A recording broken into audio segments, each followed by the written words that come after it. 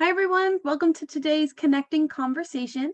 Today we have Dr. Wafa Unus, who is a current journalism professor at Fitchburg State University, but has a lot of background and experience in journalism and also owning a newspaper. So thank you for joining us. Thank Uh, you. to get us started, can you just kind of talk a little bit about, how you became interested in journalism and how you began kind of studying in the field?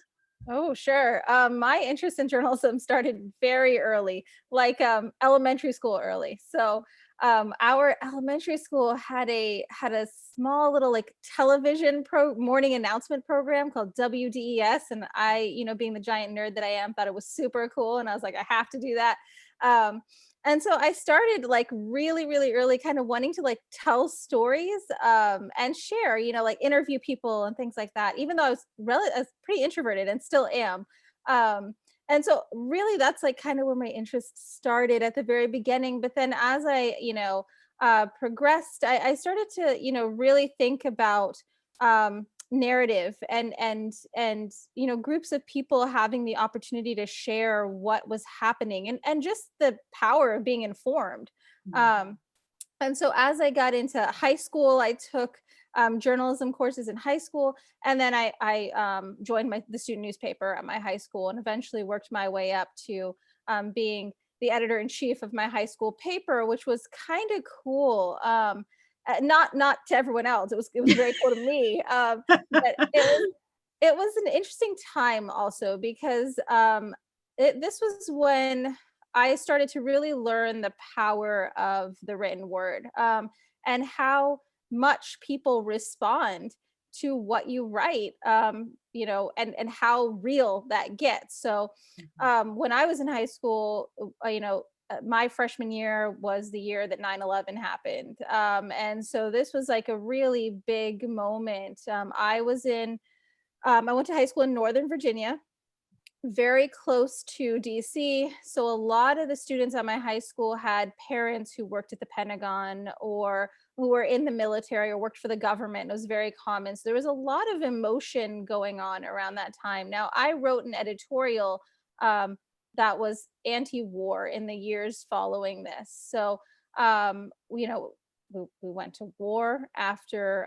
this war on terrorism that was not a technically declared war, but there was a lot of emotion. I wrote editorials about how I didn't support going to war. Now later now when we look back at it collectively as a society, we question it a little bit more than we did then. But certainly there was an outcry. So I spent much of my senior year actually after that being like walked between classes with a security guard because Mm. people were making threats against me, right?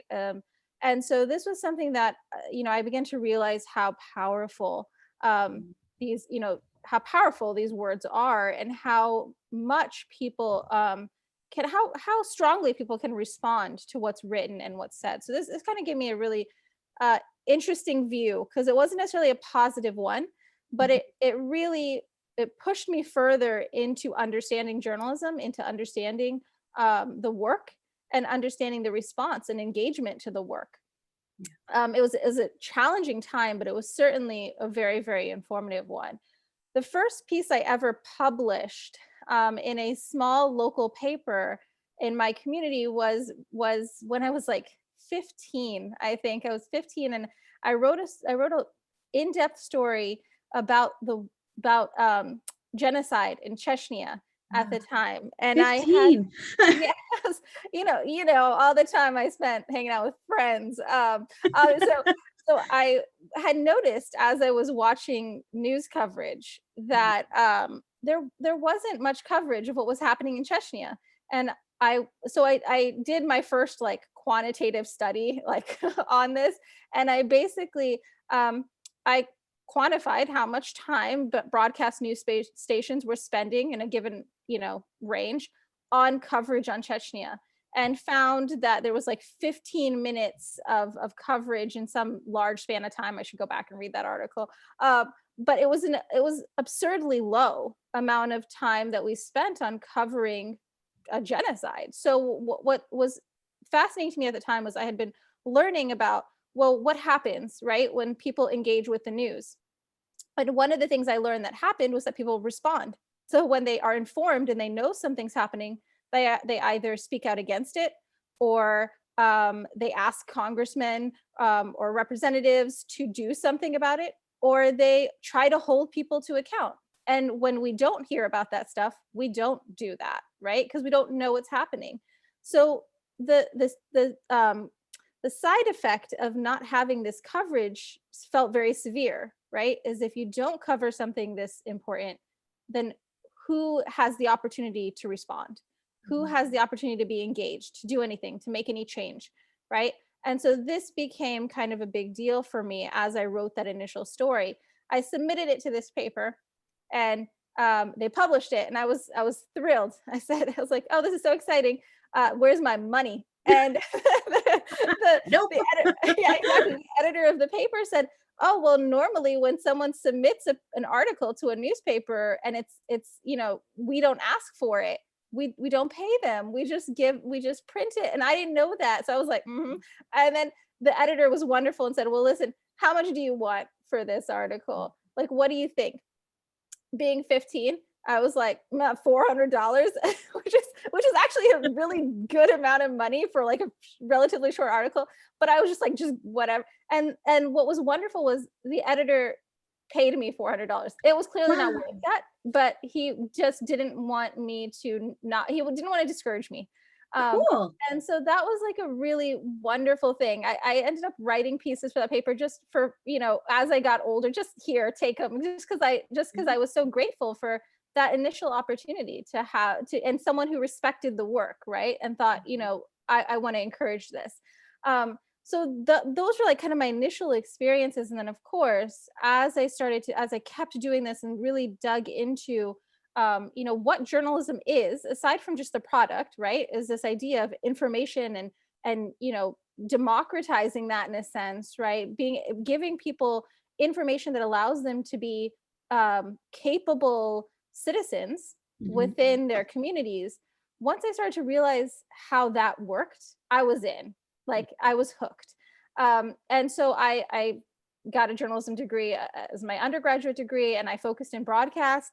And I had a professor, Pulitzer Prize winning reporter from the Chicago Tribune, pull me aside one day and say, you're going to hate broadcast. And I was like, well, that's what my degree is in, so this is going to be fun. And he said, well, really think about focusing more on in-depth print stuff. I mean, he's a little biased. He's on the investigative team at the Chicago Tribune. But he was right. I started to realize, I really like getting in depth into things. I really like having the time and the space to write out things. And the broadcast element of it is great with technical skills and all, but the fundamentals are the same in terms of reporting. It's just that medium doesn't give you always the opportunity to do that.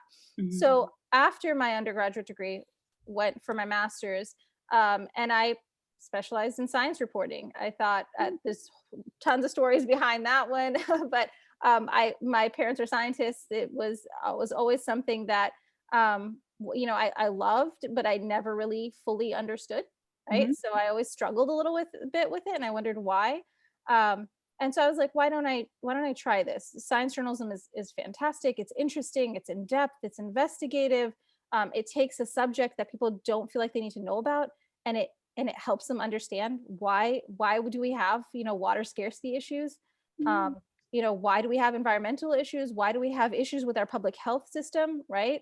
I mean, COVID now is a good example of the need for in-depth science reporting on not just the public health system, but epidemiology, understanding how viruses move from person to person, understanding how variants exist. All of those things are becoming huge parts of our news cycle.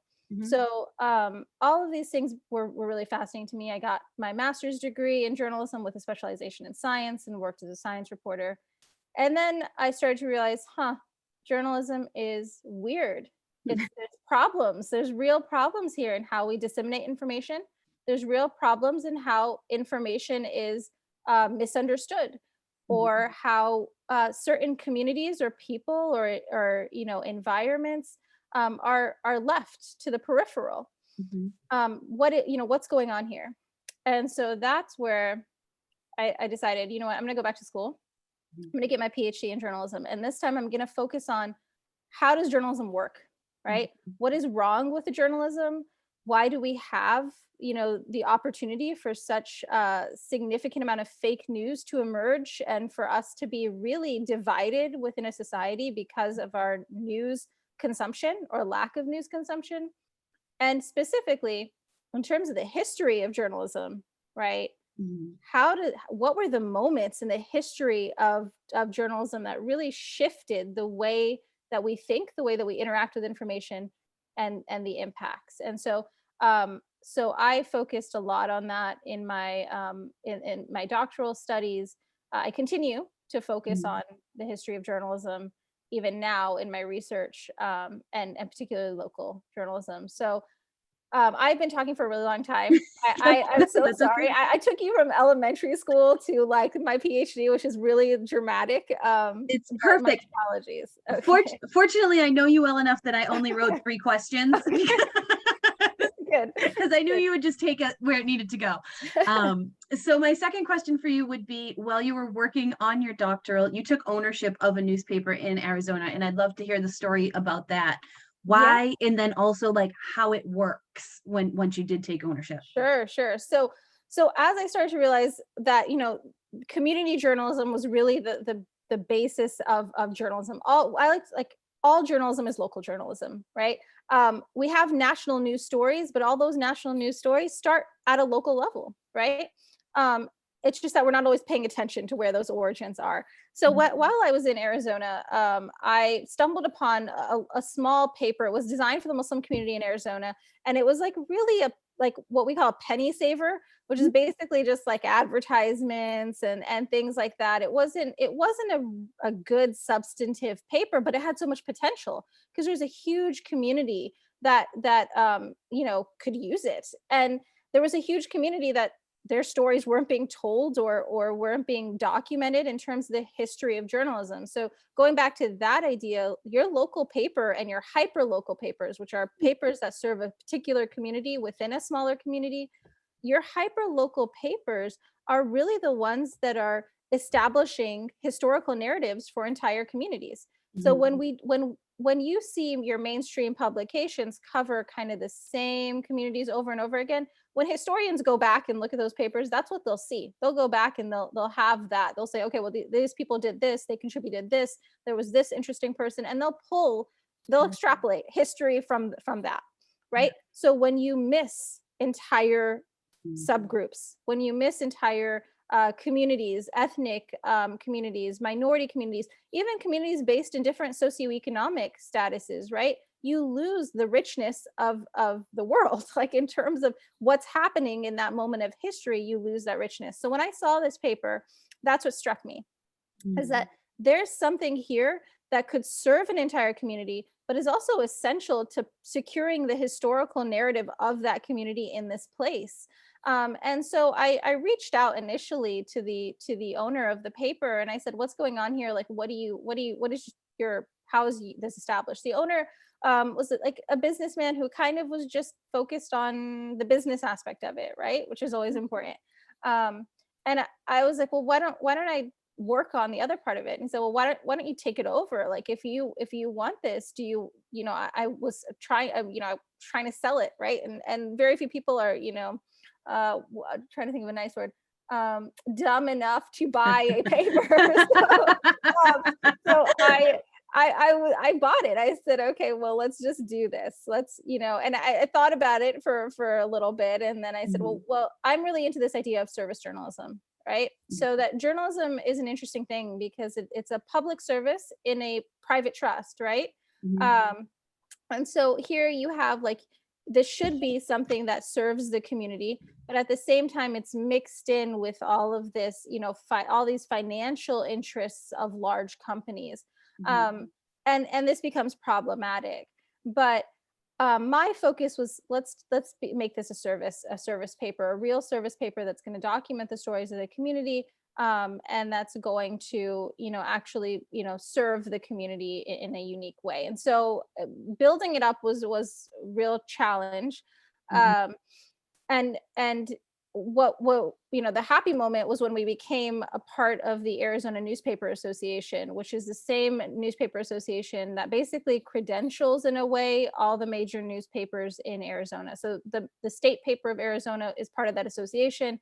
Mhm. The Secretary of Commerce signs off on these things. So that got us to the table at a lot of events. When we had a new sheriff in town, you know, that was a big deal, because in Arizona we Yeah. had Sheriff Arpaio, which some people may be familiar with as kind of this crazy gentleman. Um, and so when he left, we had this new sheriff. We got to sit at the table with the new sheriff and talk about, police engagement, which is a big deal with Wow. minority communities. Um, all of that we covered. Muhammad Ali, the boxer, the great boxer, when he passed away, we covered that extensively. He lived in Arizona Oh. at the time. There's a neurological wing at the hospital named after him, and so he is a big, fixture in that region. And so all of those things, kind of, we got to have our hand in that and tell that story from a unique perspective. Um, Hmm. and the nitty gritty of it was always challenging, right? Getting Yeah. writers, having the money to pay people, having the money to Mhm. print, having all of that was always a tough ride. But you know to me, it was more about, the work, right, the service of it. So as an independent publication, profit wasn't a huge thing. As long as it paid for itself, it really was okay. Mhm. It doesn't always work with a lot of publications. So, it's an interesting exercise. I loved it. And it's Mhm. it's a, fantastic thing. I wouldn't recommend it. I mean, unless you have like a lot of, just external funds that you want to throw into it, it's a tough ride. But for me, it was very deeply rooted in what I believe in, and what I want to do. Right, my passion for journalism is very deeply rooted in that. So it pays off for me either way. Yeah. Okay.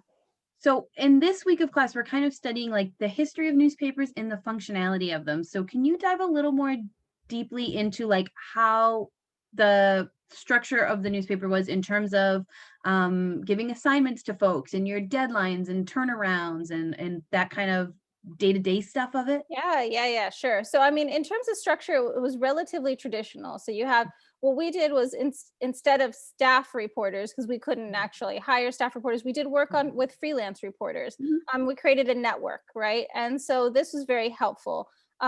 We actually, for a while, had a kind of partnership with the university, with Arizona State, for student reporters who wanted to learn how to report on minority communities, which is a really big thing in the state of Arizona, and largely with the Latino community, as well. And so this was an opportunity for student reporters to go out and kind of understand different communities, understand how to report on minority communities. That worked out really well.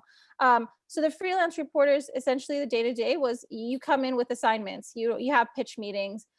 People pitch stories. I would accept them or not. We would talk about how to pursue them. The reporters would set up interviews, and then their turnaround time would usually be a day or two. And so then we'd get that turnaround time. It would go, the stuff would be edited by the copy editor, fact checked, and then put into layout and laid out by the layout editor. And then would go to the print and distribution. So pretty traditional process in that Mhm. sense. Nothing too crazy, except for that. Yeah, when you're working with freelance reporters, it's a little bit of a different game. We had a freelance photographer as well, that took care of that kind of stuff. But sorry, is there anything more specific you wanted me to go into in terms of? No, I guess a follow-up question to that would be, how did you choose or decide where to distribute the newspaper? So when it came under your ownership and you wanted those voices out there, did you adjust the distribution or send it to different communities or anything like that? Yeah, we adjusted the distribution significantly. So originally the distribution was kind of, because it was a penny saver kind of thing, it was kind of at Mhm. markets more so. So that's where you often see penny savers, is you see them at different markets. Someone will pick them up and they'll be like, advertisements or coupons in them, and then they'll be like, okay, this is great, I can say. I So can we use it. yeah, exactly. So instead what we did was we shifted them to different like community centers. So in this case, because it was a Muslim paper, we put it at mosques, we put it at community centers, and then we branched out. Then we went out to local bookstores, and places that had diverse members of the community coming in, and we put it at those locations as well. So we had a relationship with a chain, it's independent, but like bookstore that had several locations. We made an agreement with them and we distributed there, and that was actually went really well, because you just have to look for the right clientele, right? It doesn't have to be the people that the community is serving itself, but that people that areas where people are committed to understanding the voices of various communities, right? And so that's primarily how we did it, and it shifted. Sometimes it wouldn't work in one place, and we'd you get numbers. So when someone distributes the paper, when the company that distributes the paper places the paper in the racks, they remove the old papers. So they'll give you a count of how many papers they've removed. So you'll know the previous issue of the paper at this location, there were 100 left, and you're like, that's not great. Maybe that location, if you had put 1,000 there, that's great. But if you had put 200 there, that's not good. So then we would adjust based off of that as well. And so that was a little bit of kind of just learning where people are actually going to take the stuff. That comes with knowing your community too, knowing what type of people are picking up the paper, right? Usually someone who's picking up a physical paper is going to be older, right? I mean, this is not always the case, but usually at a hyper local paper, it's someone who's they've gone somewhere, they want to look at, like, this is their primary way of knowing what's happening. They're not necessarily going to log in online. And so you want to know your demographic. You want to know where are those people, and then you'll get the best kind of response that way. This is kind of historically how we've worked with journalism for a long time in terms of distribution. There's nothing terribly innovative about my distribution strategy. Yeah. I mean, if it's not broke, don't fix it, right? Exactly. Okay, and so I guess my last question for you is kind of an advice focused question for these students. So any student in this class is pursuing some kind of career in media. It is so clear that an interest in journalism was like born into your blood, and you must advocate, right? That's just who you are. Can you talk to these students about what they can do to develop confidence to speak on difficult subjects? Because I think a lot of the times we shy away from that, and we shouldn't. So how do you recommend they just kind of develop that skill within themselves? Oh, that's a great question, and it's so hard. To be perfectly honest, I mean, I am when I was in school, I was super shy, and I was. It wasn't just introversion, right? At that point, it was shyness. I didn't really. I was nervous about kind of speaking out about things. I think one thing that you really want to do is just. I hate to say you just have to get out of your shell, because that always made me so annoyed when people would say that. It's like, get out of your shell. It's a little bit of that, but it has to be on your own terms for it to turn into confidence, right? Yeah. And so what you want to do is you really want to find, kind of just take those little steps. If you're passionate about something, if you find an area of interest and you're really committed to it, you'll push yourself a little bit more because you're invested in it. So one of the things is find something you're invested in terms of like, making an actual difference. It doesn't have to be like this big societal shift that you need to create. But even if you just see something in any media environment and you're like, I can make that a little bit better, go with that, lean into that. And then, kind of push yourself in that direction. As you do that, you'll gain more confidence. And then you can branch out a little bit more. So I remember in journalism school, I was kind of just dumped places. A professor said, here, I'm putting you guys on the train. I lived in Chicago. You put you on the train. We're going to Chinatown. Your assignment you have to write a story on someone that doesn't speak English. And so we're like, okay, like so like it was tough, and it broke you out of that really quickly. But the objective wasn't to like shock you. The objective was to go and try something hard, because if you don't do a great job, it's okay. The idea is that like if I'm having trouble communicating with you, you are having trouble communicating with me. And your inability to communicate with me is it's much more difficult being in an English speaking society than my momentary issue with being able to communicate with you. That I think had the most impact on me, because after we had that experience, the professor took us to a restaurant and we all sat around a table and just talked about what was hard about this, and really put that into perspective. Is that what was hard about it wasn't that I was scared or that I was nervous or that I felt weird. What you realized was hard about it was that we don't have a way to communicate with each other. Like, it goes both ways. So Yeah. when you see something, when you need to, when you feel like, okay, I need to progress, I need to push myself, realize that on the other end of it, someone's struggling too, right? It's not just this independent thing. Media is all about communication. It's not one way, right? It's a two-way street.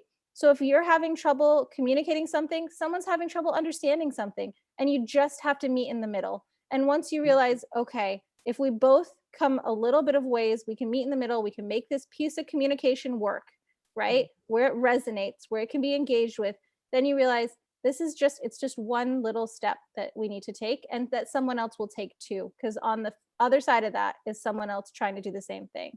So you realize you're not alone. I think that's a lot of what journalism and media in general, that's really at the core of it, is that we're trying to be a community, right? We're trying to be a community.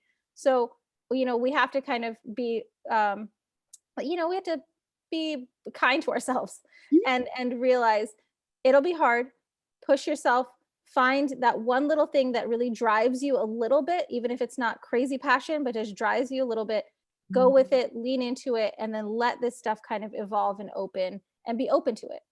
Yeah, I appreciate that answer. I think it's really important, and I think what students are going to hear weekly in these interviews is the importance of pushing out of your comfort zone a little bit more as you go, and that now is the time to do that. When you're in the safe bubble of education is a really great time to push the boundaries, because there's always going to be people there to help you, like us, right? That's why we're at college. So thank you very, very much, Wafa. I appreciate it.